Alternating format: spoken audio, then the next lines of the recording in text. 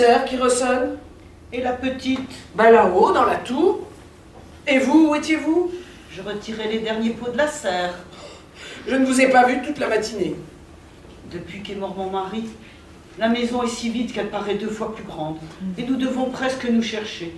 Certaines nuits, quand je tousse dans ma chambre, j'entends un écho comme si j'étais dans une église. C'est vrai, la maison est trop grande maintenant.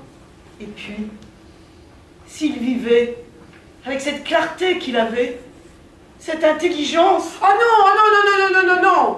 Ah ça, pleurer, madame, je ne l'accepte pas.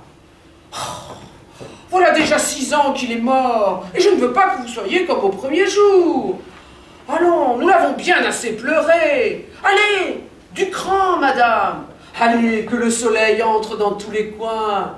Et lui, là-haut, bah, qui nous attend encore de nombreuses années, en coupant ses roses. Je suis bien vieille, Noun, et nous voilà avec notre ruine qui est bien grande. Oh, nous ne manquerons de rien. Moi aussi, je suis vieille, hein. Si je pouvais avoir ton âge. Bah, peu d'années nous séparent. Seulement, moi, j'ai beaucoup travaillé, alors évidemment, je suis pleine de graisse. Tandis que vous, à force de rester assise dans votre fauteuil, vos jambes se sont rouillées. Crois-tu donc que je n'ai pas travaillé?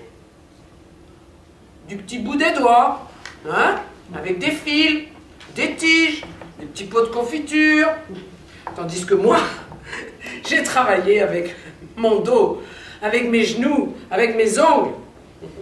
Alors mener une maison, ce n'est pas travailler. Bah, c'est plus difficile de frotter le plancher. Je ne veux pas me quereller. Et pourquoi pas? Ça nous fait passer le temps. Allez, répliquez. Maintenant, nous sommes devenus muettes. Avant, on donnait de la voix, et ceci, et cela, et la crème renversée, et arrête de repasser. Moi, j'ai rendu les armes. Un jour de la soupe, un autre du pain frit, mon petit verre d'eau, mon rosaire dans la poche, j'attendrai bien la mort avec dignité. Mais quand je pense à Rose... Ah, la voilà la blessure. Quand je pense au mal qu'on lui a fait, à ce terrible mensonge qui a été entretenu, à la faiblesse de ce cœur de cet homme qui n'est pas de ma famille et qui ne mérite pas d'être ma famille, je voudrais avoir 20 ans, prendre un vapeur, arriver à Tucumán et prendre un fouet. Et prendre une épée, Oui. Et lui couper la tête, Oui. Lui broyer entre 2 pierres, et lui couper la main des fausses écritures d'amour et des faux serments. Oui, il paiera avec du sang, même si c'est là mon propre sang, et après... Disperser ses cendres au vent sur la mer. de ressusciter et le ramener à Rose pour respirer, dans l'honneur de tous les miens. Eh ben, vous allez finir par me donner raison. Je te la donne. Ah. Là-bas, il a trouvé la femme qu'il cherchait. Une femme riche et il s'est marié. Mais il avait qu'à le dire à temps. Car qui peut vouloir de cette femme maintenant? Elle est passée maintenant.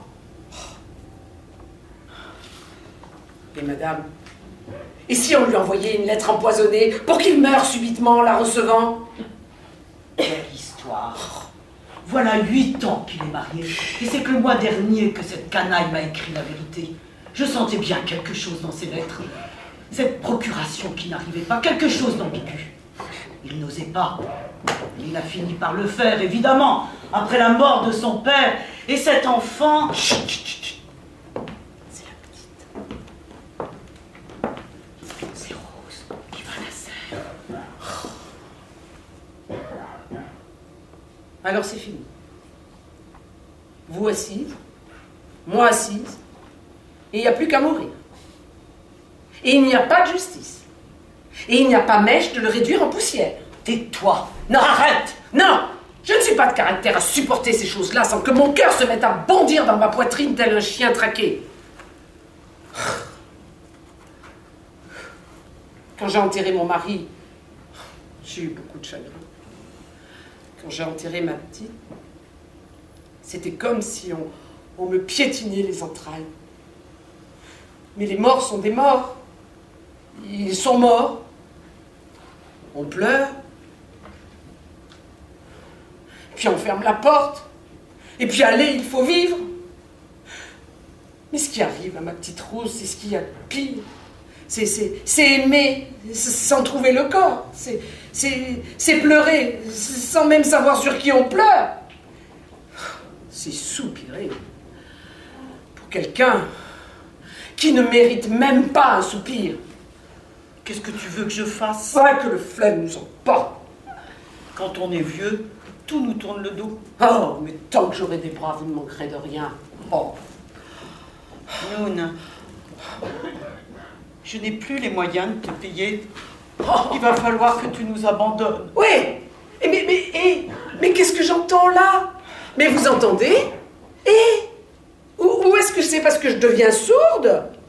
Mais, j'ai presque envie de chanter avec eux. C'est des enfants qui sortent de l'école. Ah là là là là là. Vous entendez, ma madame, plus madame que jamais. Veux-tu m'écouter? Eh ben tiens, je vais aller faire la cuisine. Hein? Je vais aller faire une cassolette de poisson avec du fenouil. Écoute!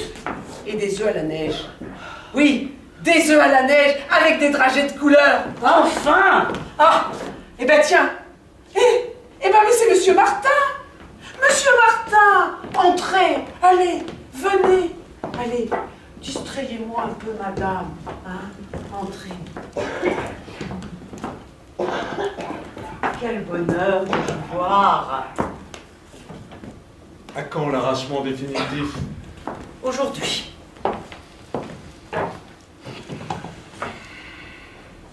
Que voulez-vous qu'on y fasse? La nouvelle maison ne vaut pas celle-ci. Mais elle a une jolie vue et un joli patio avec 2 figuiers où l'on pourra avoir des fleurs. C'est mieux ainsi. Et vous? Oh, ma vie de tous les jours. Je viens de donner mon cours de rhétorique. Un véritable enfer. C'était une belle leçon. Conception de définition de l'harmonie. Mais ça ne plaît pas aux enfants. Et quels enfants?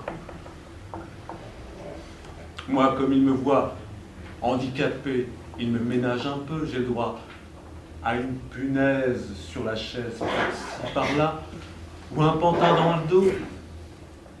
Mais à mes collègues, ils font des choses horribles. Mais ce sont des fils de riches. Et comme il le fait, on ne peut pas les punir. C'est ce que dit toujours monsieur le directeur. Hier, il s'était mis en tête que ce pauvre monsieur Canito, le nouveau professeur de géographie, porte un corset. car il a le corps un peu trop cambré. Profitant qu'il était seul dans la cour, les grands et les internes l'ont entouré, l'ont mis nu jusqu'à la ceinture, l'ont attaché à une colonne de la galerie et lui ont jeté un broc d'eau sur la tête. Ah, monsieur Martin, dans quel monde vivons-nous? Quel monde! Moi qui ai toujours rêvé d'être poète. J'ai même écrit un drame, mais qu'on n'a jamais pu représenter. La fille de Jephthé. C'est cela. Nous l'avons lu, Rose et moi. Vous nous l'aviez prêté.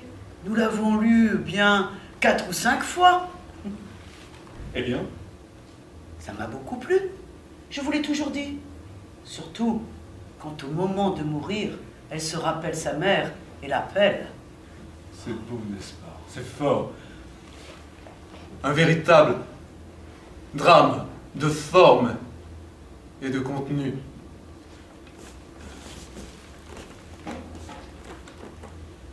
Ô mère véritable, abaisse ton regard sur celle qu'une vile stupeur a couchée. Toi reçois ces bijoux dans la flamme forgée, et d'un fier combattant l'horrible râle hagard. Est-ce si mal que cela? Ce vers, cette césure d'un fier combattant, l'horrible râle hagard. Superbe.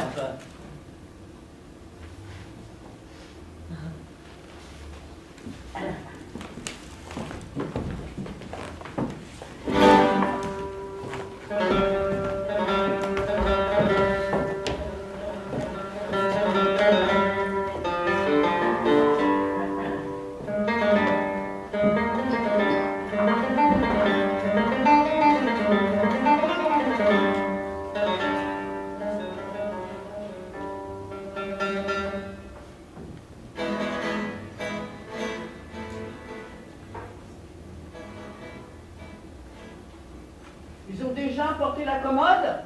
À l'instant même. Oh, nous aurions mieux fait de nous en aller plus tôt et faire les choses à notre idée. Ma cousine aura placé les meubles n'importe comment. Moi, j'aimerais mieux partir d'ici quand la rue sera dans l'obscurité. Si je pouvais, j'éteindrais ce réverbère. De toute façon, les voisines doivent guetter. Depuis le déménagement, il y a eu toute la journée plein de gamins devant la rue, devant cette porte, et comme s'il y avait un mort dans cette maison. Oh, si j'avais été au courant, jamais je n'aurais consenti que ton oncle hypothèque la maison, les meubles et tout. Nous n'emportons plus maintenant que le strict nécessaire. Une chaise pour s'asseoir, un lit pour dormir. Pour mourir. Oh, le beau tour qui nous a joué là. Demain, le nouveau propriétaire arrive, je voudrais que ton oncle nous voie. Oh, la vieille bête. Timoré en affaires, cinglé de cirrhose, sans aucune idée de ce qu'est la valeur de l'argent. Jour après jour, il me ruinait. Tiens, voilà un tel, et lui, qui l'entre, voyons. L'autre entrait les poches vides et ressortait les poches pleines d'argent. Et toujours que ma femme n'en sache rien. Ah, le panier percé, le faible. Il n'y avait pas de calamité à laquelle il ne puisse remédier, pas d'enfant qu'il ne puisse secourir. Parce qu'il avait le cœur le plus grand qu'il soit au monde, l'âme chrétienne la plus pure. Tais-toi, vieillard, tais-toi. Il respecte la volonté de Dieu. Ruiné? Parfait. Et silence. Mais je te vois, toi. Ne vous inquiétez pas pour moi, ma tante. Je sais bien que l'hypothèque il a faite pour payer mes meubles et mon trousseau. Et c'est ça qui me fait mal. Mais il a bien fait. Tu le méritais. Et tout ce qui a été acheté était digne de toi. Et ce sera un beau jour, le jour où tu t'en serviras. Le jour où je m'en servirai, Mais bien sûr, le jour de ta noce. ne m'obligez pas à parler. Ah, voilà bien le défaut des honnêtes femmes de ce pays, ne pas parler. Mais nous devons parler. Regarde-moi vivre et apprends. Mais taisez-vous! Il faut bien quelquefois que j'ose la voir. Mais sors de tes 4 murs, ma fille. Ne te résigne pas au malheur.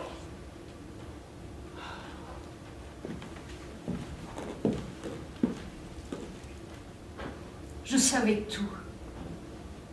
Je savais qu'il s'était marié. Une âme charitable s'était déjà chargée de venir me le dire. J'ai continué à recevoir ces lettres, avec une illusion remplie de sanglots qui m'étonnait moi-même. Si les gens n'avaient pas parlé, si vous ne l'aviez pas su, s'il n'y avait que moi qui l'avais su alors, ces lettres, sans mensonge, auraient nourri mon illusion comme à la première année de son absence. Mais tout le monde savait. Et moi, on me montrait du doigt. Ce qui rendait ridicule ma modestie de promise et donnait un air grotesque à mon éventail de célibataire. Chaque année qui passait était comme une pièce de lingerie qu'on m'arrachait du corps. Aujourd'hui, une amie se marie, et une autre, et une autre. Demain, elle a un enfant, il grandit, me montre ses notes à l'examen. On construit de nouvelles maisons, on chante de nouvelles chansons, et moi, pareil. Avec mon même tremblement, pareil. Moi, comme chaque année, je cueille le même œillet, je regarde les mêmes nuages, et un jour, je descends à la promenade. Et je m'aperçois que je ne connais plus personne. Les filles et les garçons me laissent en arrière parce que je me fatigue. Tiens, voilà la vieille fille, dit l'un. Et l'autre, beau, avec ses cheveux frisés. Ah, celle-là, il n'y a personne qui va y planter les dents. Et moi qui l'entends, je voudrais hurler. Je dois avancer, la bouche pleine de poison, avec des envies énormes de fuir, d'enlever mes chaussures et de me reposer, et de ne plus bouger de mon coin, plus jamais. Pose, ma petite fille. Tout est fini. Pourtant, ayant perdu toutes mes illusions, je me couche, et je me lève avec le plus terrible des sentiments.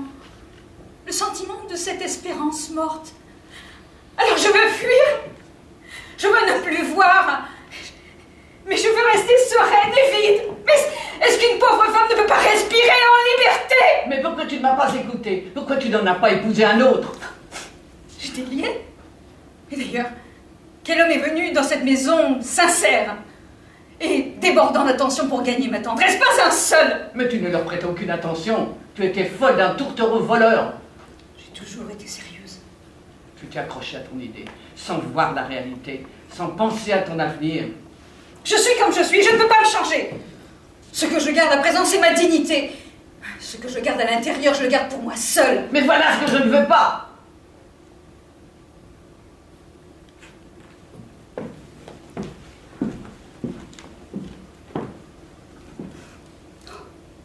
Que pourrais-je vous dire? Il y a des choses qu'on ne peut pas dire parce qu'il n'y a pas de mots pour les dire. Et même s'il y en avait, personne n'en comprendrait leur sens. Vous me comprenez si je vous demande de l'eau, du pain, ou même un baiser? Mais jamais vous ne pourrez me comprendre, ni enlever cette main obscure dont je ne sais pas si elle me glace ou si elle m'embrase le cœur à chaque fois que je reste seule. Mais il y a toujours une consolation pour tout. Tout. Mais alors, mais ça serait une histoire à n'en plus finir. Mais je sais bien que mes yeux resteront toujours jeunes. Je sais que mon dos se voudra chaque jour un peu plus. Mais après tout, ce qui m'arrive est arrivé à 1000 femmes. Que puis-je faire pour toi, ma fille? Laissez-moi. Laissez-moi comme une chose perdue. Je sais bien qu'en ce moment, vous êtes en train de penser à votre sœur, à la vieille fille. Vieille fille comme moi. Elle était aigrie. Elle haïssait les enfants. Et la première qui voulait porter une robe neuve. Mais je ne serai pas comme ça. Je vous demande pardon. Quelle sottise!